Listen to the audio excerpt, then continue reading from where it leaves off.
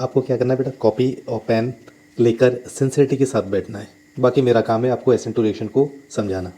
Okay. और बहुत से एग्जांपल्स हैं ऑर्गेनिक रिएक्शंस में, आप एसेंटू रिएक्शन से देखेंगे। और मैं अगर आप बात करूं बेटा आपको न्यूक्लियोफिलिक सब्स्टिट्यूशन रिएक्शंस की, राइट।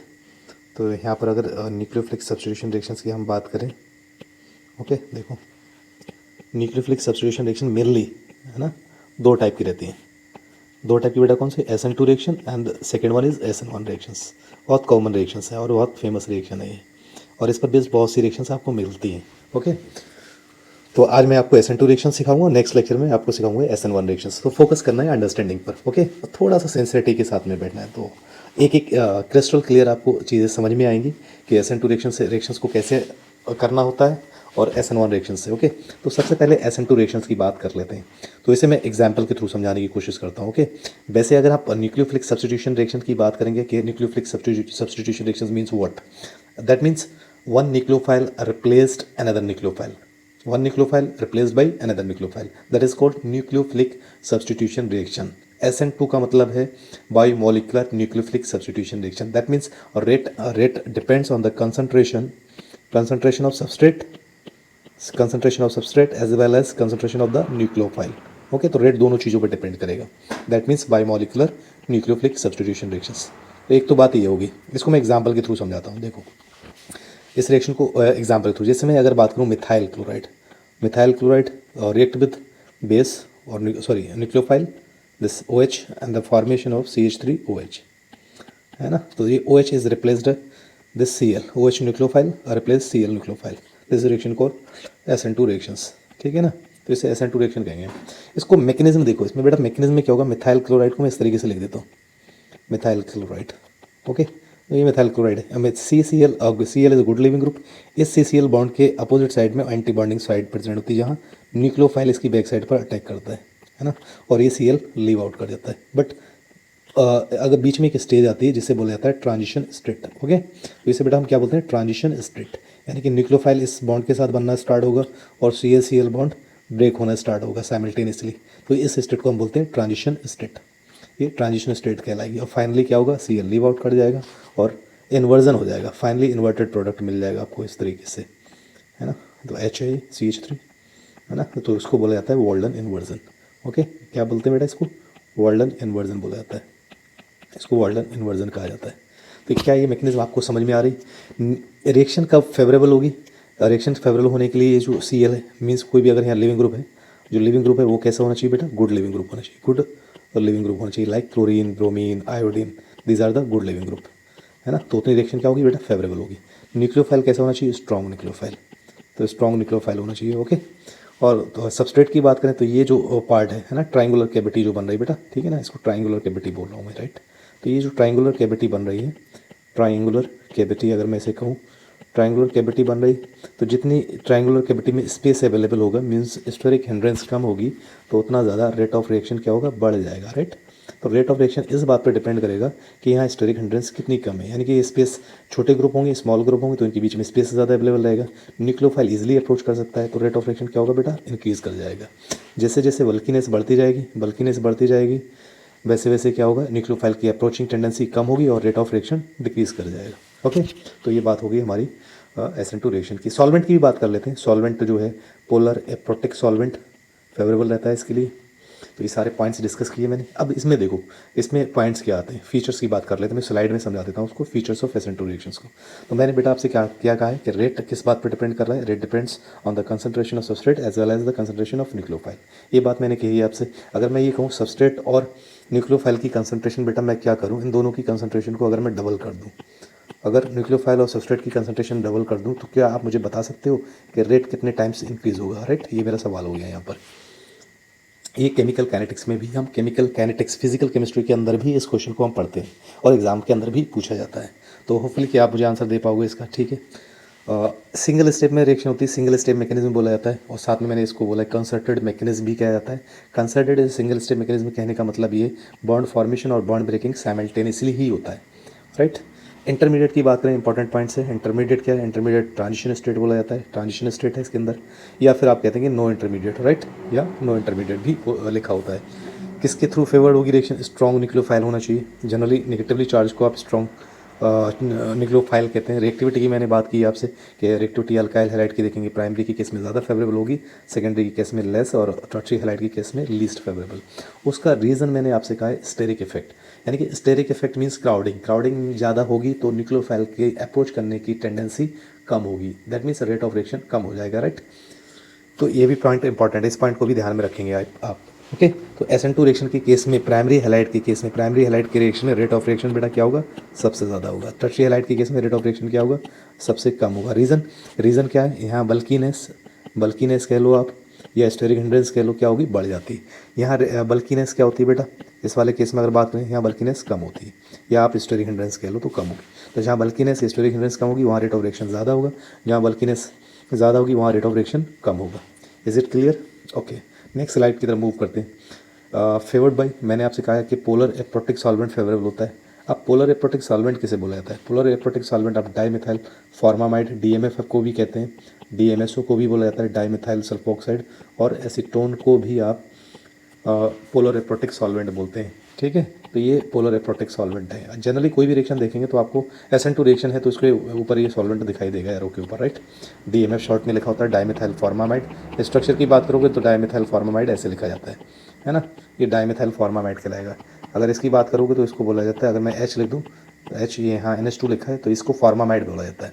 और यहाँ दोनों H रिप्लेस करके मैंने CH3 ग्रुप लगा दिया है तो इसको मैं बोलता हूँ, 2 मिथाइल ग्रुप लगाएं तो डाईमिथाइल, और इसको नाम क्या देंगे, फॉर्मामाइड। तो ये डाईमिथाइल फॉर्मामाइड कहलाएगा। ऐसी अगर इसकी बात करें तो ये जो स्ट्रक्चर है वो एसीटोन का स्ट्रक्चर है, राइट। एसीटोन कार्बन हटाकर अगर मैं सल्फर ले लूँ, इस तरीके से लिख दूँ तो इसको बोला जाता है डाईमिथाइल सल्फोक्साइड। इसको क्या बोला जाता है बेटा, DMSO बोला जाता है। DMSO मतलब डाईमिथाइल सल्फोक्साइड, और इसको हम कहते हैं एसीटोन, राइट। तो ये ध्यान में रखना है आपको सॉल्वेंट। साथ में मैंने ये भी बताया कि फेवर्ड किसकी बात होगी, good leaving group. Good leaving group कौन से, लाइक क्लोरीन, ब्रोमीन या फिर आयोडीन, ये गुड लिविंग ग्रुप हो सकते हैं। मैंने आपसे कहा है स्टीरियो केमिस्ट्री की बात कर लेते हैं। इंपॉर्टेंट पॉइंट है स्टीरियो केमिस्ट्री में अगर बात करेंगे, मैंने कहा बैक साइड से अटैक होता है, कंप्लीटली बैक साइड से अटैक होगा तो क्या होगा, कंप्लीट इन्वर्जन, राइट, जिसको आप वॉर्डन इन्वर्जन भी बोलते हैं, राइट। तो उसको आप वॉर्डन इन्वर्जन भी बोला जाता है, right. Is it clear? Okay, rate किसके थ्रू गवर्न होता है, रेट इंपॉर्टेंट पॉइंट है ये भी, rate is govern by steric effect. अभी मैंने आपको बताया स्टेरिक इफेक्ट अगर बढ़ेगा तो रेट ऑफ रिएक्शन क्या होगा बेटा, तो रेट ऑफ रिएक्शन कम होगा, राइट। अगर स्टेरिक इफेक्ट कम होगा तो रेट ऑफ रिएक्शन बढ़ जाएगा, या वाइस वर्सा। दैट मीन्स के स्टेरिक इफेक्ट अगर बढ़ता है तो रेट ऑफ रिएक्शन कम हो जाएगा। और जो पहला सवाल मैंने आपसे पूछा था कि कंसंट्रेशन सबस्ट्रेट और न्यूक्लियोफाइल की डबल कर दें तो रेट कितने टाइम्स होगा, उसका बेटा आंसर यहाँ है, राइट। तो आंसर बेटा कितने टाइम्स होगा, 4 टाइम्स। अगर कंसंट्रेशन न्यूक्लियोफाइल सबस्ट्रेट की डबल कर देंगे तो रेट 4 टाइम्स हो जाता है, ठीक है। ऐसे मान लो ना, रेट आप बेटा क्या है, सबस्ट्रेट पे डिपेंड कर रहा है, डबल किया उसका पावर 1 है, न्यूक्लियोफाइल की कंसंट्रेशन डबल की पावर, तो रेट कितने टाइम्स हो गए, दोनों को मल्टीप्लिकेशन देख लो, यानी कि कितना 4 टाइम्स, राइट। ये कह रहा हूँ मैं, ठीक है। तो होपफुली ये बात आपको समझ में आ गई होगी। तो ये बात हो गई हमारी फीचर्स ऑफ SN2 रिएक्शंस की। नेक्स्ट बात कर लेते हैं मैकेनिज्म की बात कर लेते हैं। मैकेनिज्म के केस में देखो बेटा क्या कहा है मैंने, इसको सिंपल एग्जांपल के थ्रू ले लेता हूँ। सिंपलेस्ट एग्जांपल देखो, मिथाइल क्लोराइड है, ये मिथाइल क्लोराइड है इस तरीके से देखो, और इसके अपोजिट साइड में न्यूक्लियोफाइल है, एंटी बॉन्डिंग साइड है ये, और न्यूक्लियोफाइल इसके जस्ट बैक साइड से अटैक करेगा यहाँ पर, है ना। ट्रांजिशन स्टेट का फॉर्मेशन होगा लाइक दिस, ट्रांजिशन स्टेट बन जाएगी। और ट्रांजिशन स्टेट किसे बोल रहे हैं आप, CCl बॉन्ड ब्रेक होना स्टार्ट होता है और न्यूक्लियोफाइल बॉन्ड इस बनना स्टार्ट होता है, और इस बीच की स्टेज को बोला जाता है ट्रांजिशन स्टेट, इसको ट्रांजिशन स्टेट बोला जाता है। और फाइनली Cl क्या है, गुड लिविंग ग्रुप है, लीव आउट कर जाएगा और इन्वर्टेड प्रोडक्ट मिल जाएगा, है ना। ये मैकेनिज्म यही समझाने की कोशिश की है यहाँ पर, ठीक है। तो फ़र्क इतना है कि यहाँ पर ये थोड़ा सा 3D रिप्रेजेंटेशन दिखा दिया है, तो 3D represent fluorine above the plane, और you can say front of the viewer, and H below the plane, or you can say back of the viewer, and Br CH3 in the plane. Br is a good living group. This this one is a nucleophile. Nucleophile attack at the back side of this Br means good living group, and the formation of this one is transition state, right?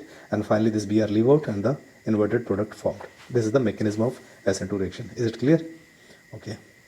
Then I will move on the energy profile diagram.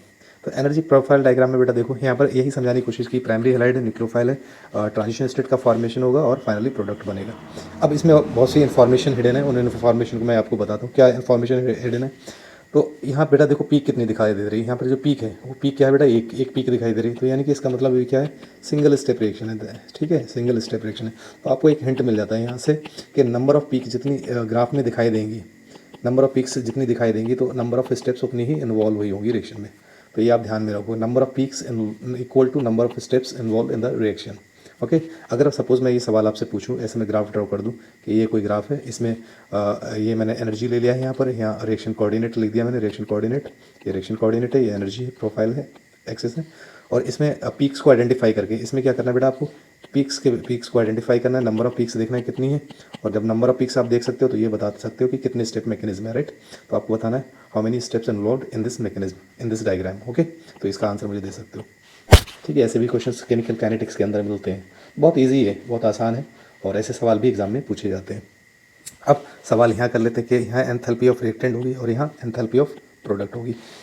हम पढ़ते हैं thermodynamics में ये इस तरीके से delta H क्या होता है बेटा, enthalpy of product minus enthalpy of reactant होता है। अब क्योंकि enthalpy of reactant is greater then है एंथैल्पी ऑफ प्रोडक्ट, तो डेल्टा एच क्या होगा बेटा, डेल्टा एच निगेटिव। और डेल्टा एच निगेटिव का मतलब हो गया बेटा आपकी जो रिएक्शन है वो कैसी है, एक्सोथर्मिक है, एक्सोथर्मिक रिएक्शन है, ठीक है। Is it clear.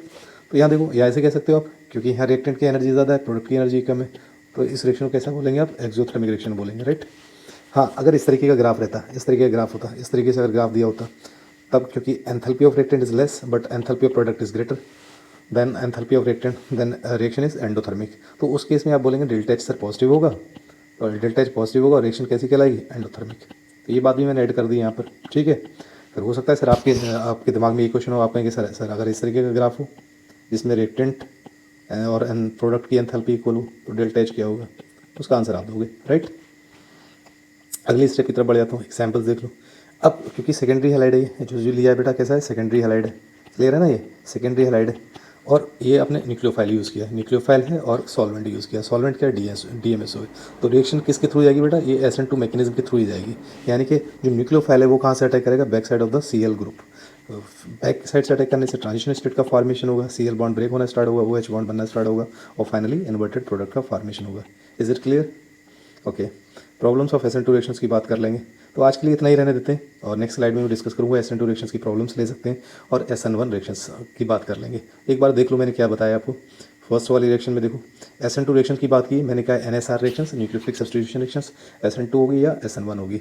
और आज मैंने डिस्कस जो किया है वो SN2 रिएक्शन किया है, SN1 रिएक्शन को डिस्कस नहीं किया है। ओके, तो फर्स्ट वाले केस में देखो, SN2 रिएक्शन मैंने कहा कि रेट जो है वो न्यूक्लियोफाइल और सबस्ट्रेट दोनों की कंसंट्रेशन पर डिपेंड करता है। मैकेनिज्म एक्सप्लेन किए यहाँ पर मैंने, फिर मैकेनिज्म के बाद फीचर्स की बात की, यहाँ पर फीचर्स एक्सप्लेन किया, 5 फीचर्स यहाँ डिस्कस किए, और आफ्टर दैट 5 फीचर्स यहाँ डिस्कस किए, तो 10 फीचर्स डिस्कस की। तो होपफुली ये आपको अच्छे से समझ में आए होंगे। एक दो बार आप इसे रीड आउट करोगे तो डेफिनेटली आपको ये याद रहेंगे और समझ में भी आ जाएंगे। मैकेनिज्म अंडरस्टैंड की होगी कि इस तरीके से मैंने आपको समझाने की कोशिश की यहाँ पर। मैंने उसके बाद एनर्जी डायग्राम समझाया मैंने आपको, एग्जाम्पल भी लिया है यहाँ पर, इस एग्जाम्पल को भी डिस्कस किया है। तो आज के लिए इतना ही काफ़ी है। Thank you so much, love you all and take care.